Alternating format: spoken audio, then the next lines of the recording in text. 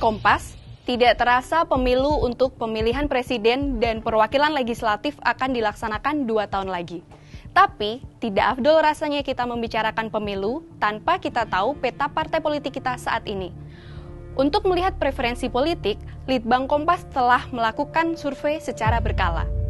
Melihat pilihan responden, pada survei Januari 2022, tampak bahwa PDIP selaku partai dengan perolehan suara terbanyak pada pemilu 2019 masih menempati urutan pertama pada pilihan publik. Tercatat, sekitar 22,8% responden masih memilih PDIP. Meskipun meraih angka terbesar dibandingkan partai politik lain, namun masih di bawah perolehan suara pada 2019 yang mencapai 25%. Di posisi kedua, Gerindra menjadi pilihan publik dengan angka sebesar 13,9%.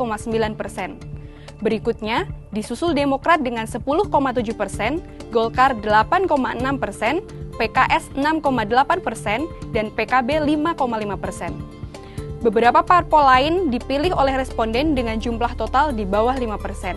Sebut saja Nasdem, dipilih oleh 3,5% responden, PPP 2,8%, dan PAN 2,5%.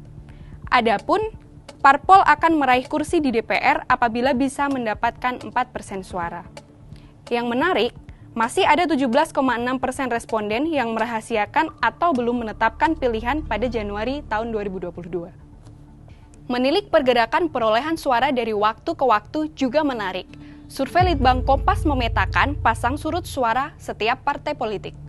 PDIP misalnya, pernah meraup lebih dari 35% suara pada survei Januari 2015, dan akhirnya hanya mendapatkan 25% suara pada pemilu tahun 2019. Kini, pada survei Januari 2022, hanya 22,8% responden yang masih menetapkan pilihannya pada partai berlambang kepala banteng ini. Pasang surut juga dirasakan oleh Gerindra. Partai yang didirikan oleh Prabowo Subianto ini mendapatkan sekitar 12% suara pada survei Januari 2015. Saat pemilu 2019, partai ini hanya mengantongi 15% suara. Dan kini, Gerindra dipilih lagi oleh 13,9% responden pada Januari tahun 2022. Berikutnya, Demokrat memperoleh 10% suara pada pemilu tahun 2019. Sementara pada survei Januari 2022 naik tipis menjadi 10,7%. Yang keempat, Golkar mendapatkan 8% suara pada pemilu tahun 2019, dan pada survei Januari tahun 2022 naik tipis menjadi 8,6%. Yang juga menarik untuk dicermati adalah pengalaman responden saat memilih parpol maupun calon legislatif. Sebanyak 44% responden mengaku mereka mencoblos parpol yang sama di level DPR, DPRD provinsi, dan kabupaten kota. 21% responden lainnya memiliki pilihan yang berbeda untuk parpol di level DPR, DPRD provinsi, dan kabupaten kota.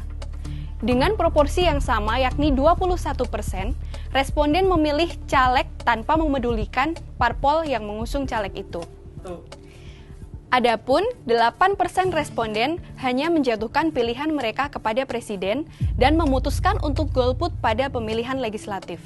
Sementara 6% responden sisanya belum memiliki hak pilih pada pemilu lalu. Dinamika parpol tentu masih akan terus terjadi.